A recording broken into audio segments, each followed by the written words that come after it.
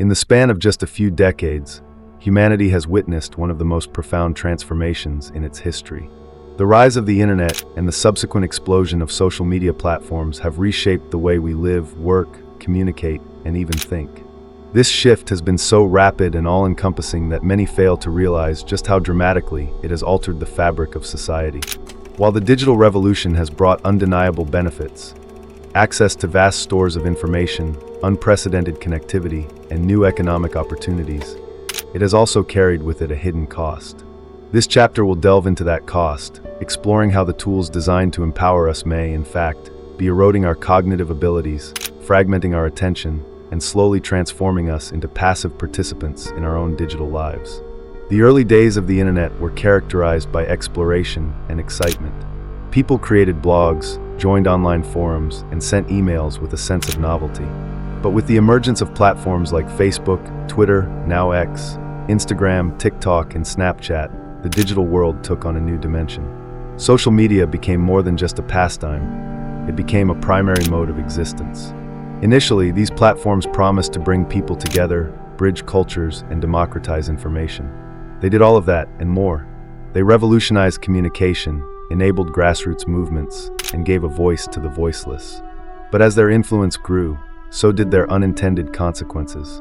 What began as tools for connection morphed into mechanisms for manipulation, distraction, and dependence. Social media is often referred to as free, but this is a dangerous misconception.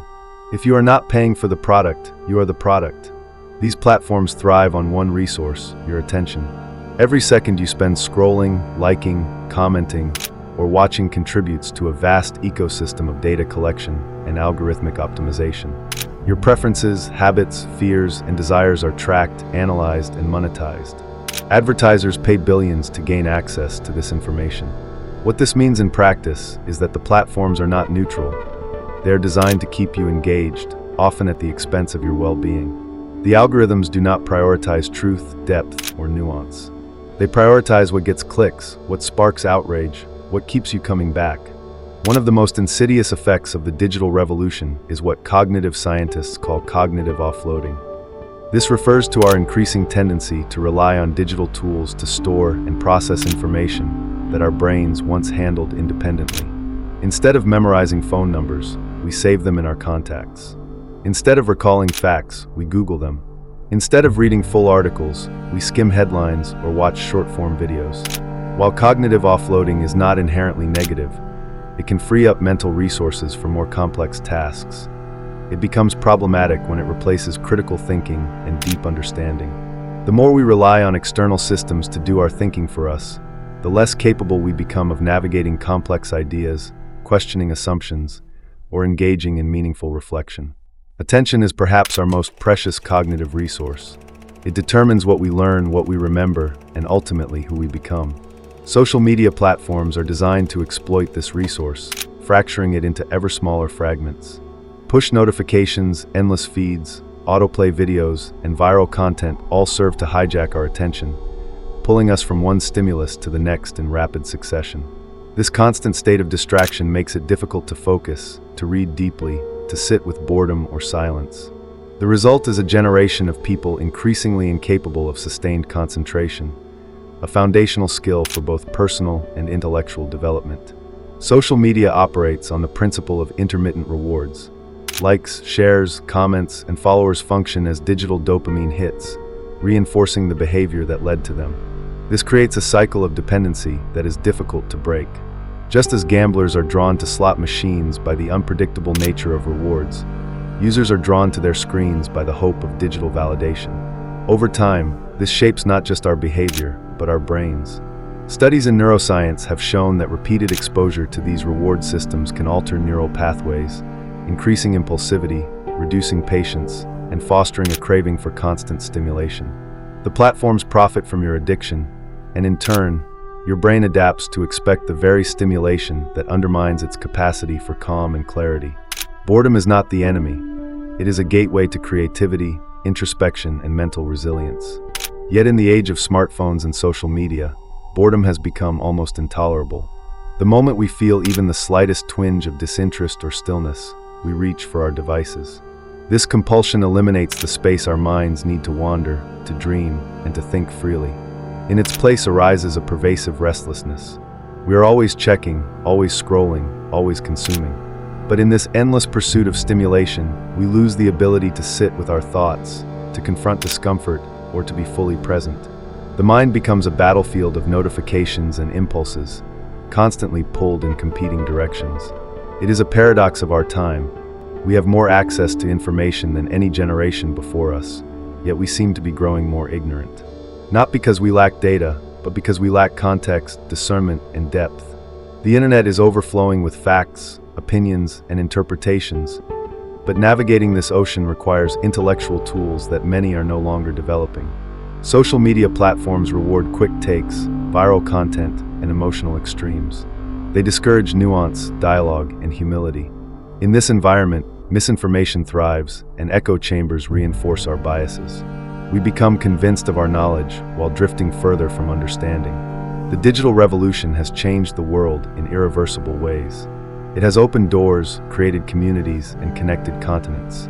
But it has also come at a cost we are only beginning to understand. It is not just our time and attention that are at stake, but our capacity for thought, empathy, and self-awareness. If we are to reclaim these vital human faculties, we must first recognize what we have lost. We must understand that the tools we use shape us in return, and that convenience often comes at the price of consciousness. The question is not whether we should reject technology, but whether we can learn to use it without allowing it to use us. This is the hidden price of the digital revolution. And unless we confront it, we may find ourselves not in an age of enlightenment, but in a new age of ignorance, dressed in the seductive glow of a screen. In the modern digital landscape, our attention has become the most valuable commodity. Tech companies compete for it, algorithms are designed to capture it, and our devices are engineered to constantly stimulate it. At the heart of this race lies a powerful neurochemical, dopamine. Often referred to as the pleasure chemical, dopamine is in fact more closely associated with motivation, reward anticipation, and reinforcement. In the age of social media and short-form content, dopamine has become both the bait and the hook in a system designed to keep us perpetually engaged, addicted, and distracted. Dopamine dependency is not just a metaphor. It is a measurable neurological reality. Every time we receive a notification, a new comment, or an amusing video, our brain releases a small amount of dopamine. This release creates a reward loop. Our brain quickly learns to associate the action, checking our phone, with a pleasurable outcome. The unpredictability of the reward, whether we'll get one or not, intensifies the effect. This is known as variable ratio reinforcement, the same psychological principle that keeps gamblers glued to slot machines.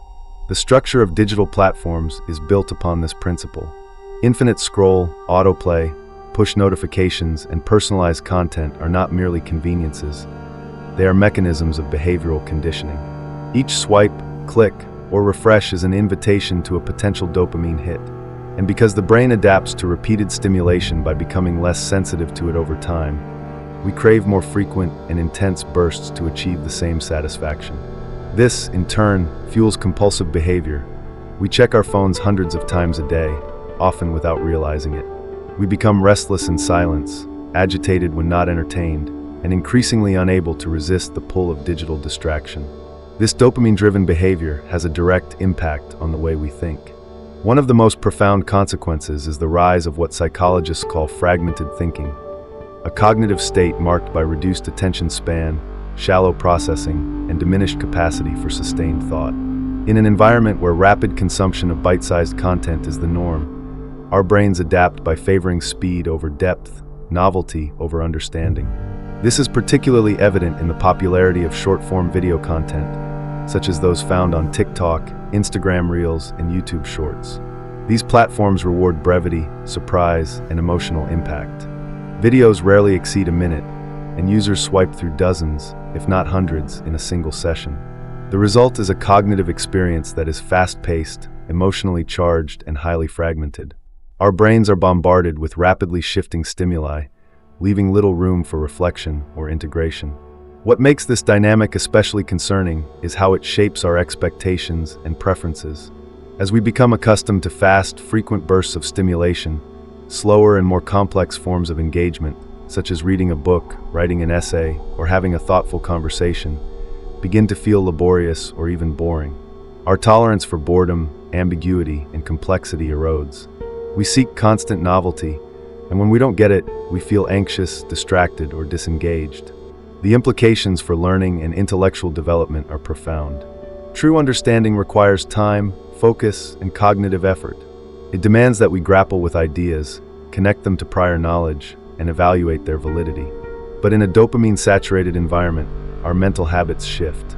We skim instead of read, react instead of reflect, and absorb instead of analyze. Knowledge becomes fragmented, and wisdom, understood as deep, integrated understanding, becomes increasingly rare. Young people, whose brains are still developing, are especially vulnerable to these effects. During adolescence, the brain undergoes significant changes, particularly in regions associated with decision-making, impulse control, and emotional regulation. Exposure to dopamine-rewarding platforms during this critical period can lead to long-term alterations in neural circuitry. Studies have shown that excessive screen time in adolescence is correlated with increased impulsivity, anxiety, and reduced academic performance. Furthermore, the constant stimulation may impair the development of executive functions, skills that are essential for goal setting, planning, and self-regulation. This is not to say that technology is inherently harmful. Digital tools have tremendous potential to enhance learning, foster creativity, and connect individuals across the globe. But when the dominant use of technology is driven by the pursuit of short-term pleasure and algorithmic manipulation, its benefits are overshadowed by its costs. We must ask ourselves, what kind of thinkers are we becoming? Are we cultivating the mental discipline needed to solve complex problems, or are we training our minds to flit endlessly from one distraction to another? The challenge we face is not merely one of individual behavior, but of cultural and systemic transformation. Our educational institutions, workplaces, and social norms must adapt to recognize and counteract the cognitive consequences of dopamine dependency. This might mean implementing screen-free time in schools, encouraging deep work practices in professional settings, and promoting mindfulness and media literacy across all ages. We need to create spaces where slow thinking is valued, where silence is tolerated, and where boredom is seen not as a problem, but as a portal to creativity. Breaking the cycle of dopamine-driven distraction is not easy. It requires conscious effort, self-awareness, and a willingness to endure discomfort. It means turning off notifications, setting boundaries with our devices, and relearning how to be alone with our thoughts. It also means choosing again and again to engage with the world in a way that is deliberate, thoughtful, and grounded in values beyond instant gratification. Ultimately, the rise of fragmented thinking is a reflection of our collective relationship with technology. If we continue down the current path, we risk creating a society where depth is sacrificed for speed, nuance for simplicity, and wisdom for virality. But if we recognize the problem, name it, and take steps to reclaim our attention, we can begin to reverse the trend. We must remember that the human mind was not built to consume infinite content at infinite speed. It was built to wonder, to ponder, to struggle with ideas, and to grow through challenge. Dopamine may drive us toward momentary pleasure, but meaning, growth, and understanding come only through sustained engagement. It is time to choose the fleeting thrill of another swipe, or the enduring satisfaction of a mind fully engaged with the world. We are living in an era where digital connectivity has become deeply embedded in the daily lives of young people. For today's youth, social media is not a mere supplement to real-world experiences. It is the experience. Platforms like Instagram, Snapchat, TikTok, and others are central to how they socialize, communicate, express identity, and perceive the world. Yet, as these platforms have risen in influence, so too has a parallel and troubling trend: a surge in mental health issues among adolescents and young adults. From anxiety and depression to loneliness, sleep disorders, and self-harm, the data points toward a growing crisis. This chapter explores the complex relationship between social media and the emotional and psychological well-being of young people. At the heart of this issue lies the way social media platforms are engineered. They are built to capture attention, stimulate emotion, and maximize engagement. Every design element, from the notification chime to the infinite scroll, is crafted with the purpose of keeping users on the platform longer. For adolescents, whose brains are still developing and who are particularly sensitive to social feedback, these environments can become emotionally overwhelming. One of the primary psychological stressors introduced by social media is social comparison. In the past, young people compared themselves primarily to their peers in real life. Now they are constantly exposed to curated, filtered, and often unrealistic portrayals of others' lives. The highlight reels of influencers, celebrities, and classmates alike create an unattainable standard of beauty, success, and happiness. This leads to feelings of inadequacy, low self-esteem, and the perception that one's own life is somehow lacking. Girls, in particular, have been shown to be more vulnerable to the negative effects of appearance-based comparisons. Platforms that emphasize visual content, such as Instagram and TikTok, amplify body image concerns and contribute to the development of eating disorders and body dysmorphia. Boys are not immune either. The rise of influencer culture and the pressure to display wealth, status, or dominance can foster anxiety and toxic masculinity. Another profound issue is the erosion of authentic self-expression. Adolescents are in the process of forming their identities, a task that is made exponentially more difficult when every thought, image, or opinion they share is subject to public scrutiny. The pressure to conform to trends, avoid criticism, and collect likes or followers encourages performative behavior rather than genuine self-expression. Over time, this can lead to a disconnection from one's true self and contribute to a sense of emptiness or inauthenticity. Cyberbullying is another factor that cannot be ignored. The anonymity and distance provided by screens often embolden harmful behavior that individuals might never exhibit in face-to-face interactions. Harassment, shaming, exclusion, and doxing have become all too common in digital spaces. Victims of online abuse often suffer in silence, afraid to speak out or unsure of how to seek help. The emotional toll of persistent digital harassment can be devastating, leading to long-term psychological harm and, in some cases, suicidal ideation. Social media also disrupts critical elements of mental health maintenance, such as sleep hygiene. The blue light emitted from screens suppresses melatonin production, delaying sleep and reducing its quality. Moreover, the habit of checking social media late into the night exposes young users to content that can trigger emotional responses. Fear of missing out, FOMO, envy, anxiety, which make it even harder to fall asleep. Chronic sleep deprivation has well-documented links to depression, poor academic performance, and increased risk of substance use. The fear of missing out itself deserves closer examination. FOMO is more than a fleeting worry. It is a persistent anxiety fueled by the constant stream of updates and stories from peers and influencers. Adolescents may feel compelled to stay connected 24/7, fearing that any moment offline could result in social exclusion or missed opportunities. This hyperconnectivity comes at a cost: decreased real-world interaction, heightened anxiety, and an inability to be present in the moment. While these problems are alarming, it is important to acknowledge that social media is not inherently detrimental. For many young people, these platforms offer a lifeline, a way to find community, explore identity, and seek support. Marginalized groups, including LGBTQ+ youth, often find solidarity and validation online that they may lack in their immediate environment. Social media can be a tool for activism, education, and creativity when used intentionally and mindfully. The challenge, therefore, is to strike a balance. How can we ensure that youth are reaping the benefits of digital connectivity without falling prey to its harms? The answer begins with education. Media literacy must become a foundational component of modern curricula. Young people need to understand how algorithms work, how to critically assess content, and how to recognize the signs of digital fatigue or emotional distress. Parents, educators, and policymakers also have a role to play. Open conversations about online experiences, clear boundaries around screen time, and the modeling of healthy digital behavior can all contribute to a more balanced relationship with technology. Schools can implement programs that focus on emotional intelligence, self-compassion, and digital wellness. Tech companies, too, must be held accountable for the environments they create. Ethical design principles, such as reducing addictive features, increasing transparency, and prioritizing user well-being, should guide the development of platforms used by millions of adolescents.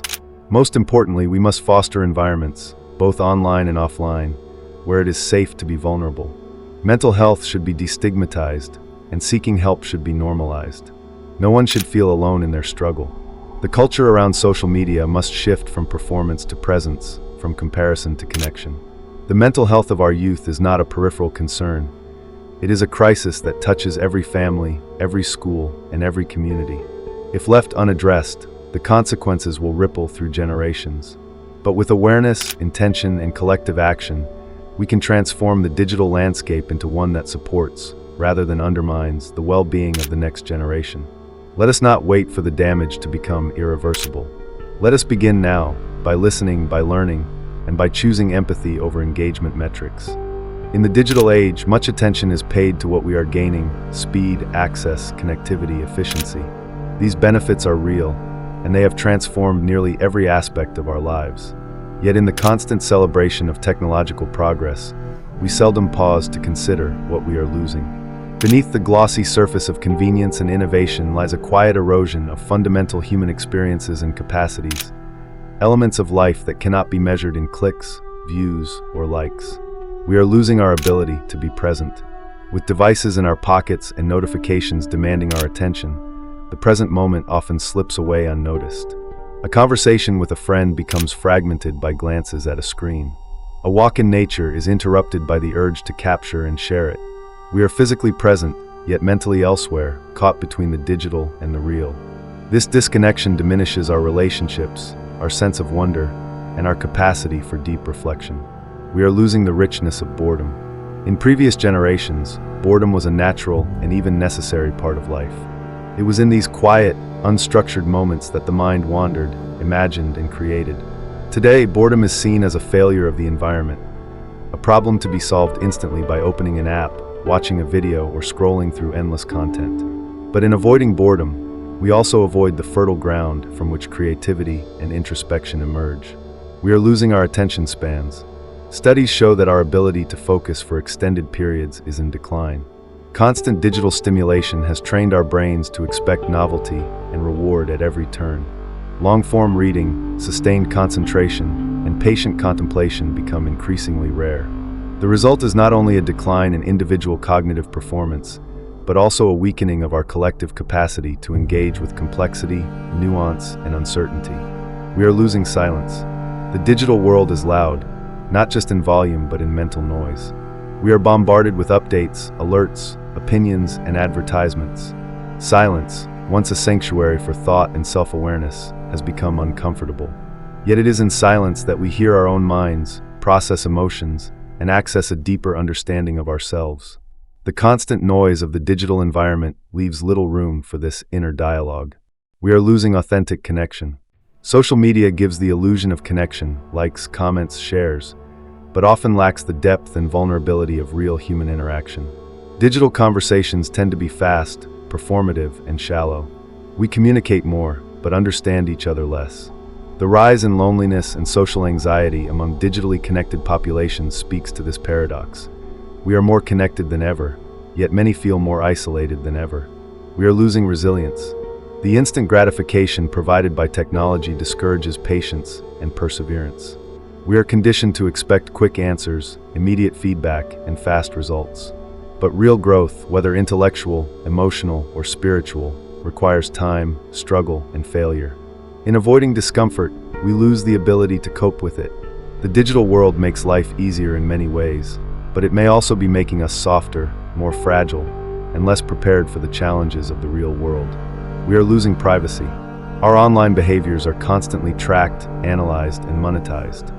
In exchange for free services, we offer up our personal data, sometimes knowingly, often not. The implications of this surveillance culture go beyond advertising. They shape how we behave, what we share, and how we see ourselves. When everything is potentially public, the freedom to experiment, to fail, and to be imperfect is compromised. We are losing time, real, irreplaceable time. Hours dissolve into the digital ether as we bounce from app to app, video to video, post to post. While some of this engagement may be meaningful, much of it is not. The cumulative effect is a profound loss of time that could have been spent building relationships, pursuing passions, or simply being. To name what we are losing is not to reject technology. It is to recognize that progress always comes with a price. The question is not whether we should turn back the clock, but whether we can move forward more consciously. Can we integrate technology into our lives in ways that preserve what is essential? Can we design systems that support, rather than erode, our humanity? These questions deserve more than passing thought. They require us to slow down, to pay attention, and to choose intentionally. Because what we are losing, presence, boredom, attention, silence, connection, resilience, privacy, and time, is nothing less than what makes life most meaningful. In our race to embrace the future, let us not forget the irreplaceable value of what we leave behind.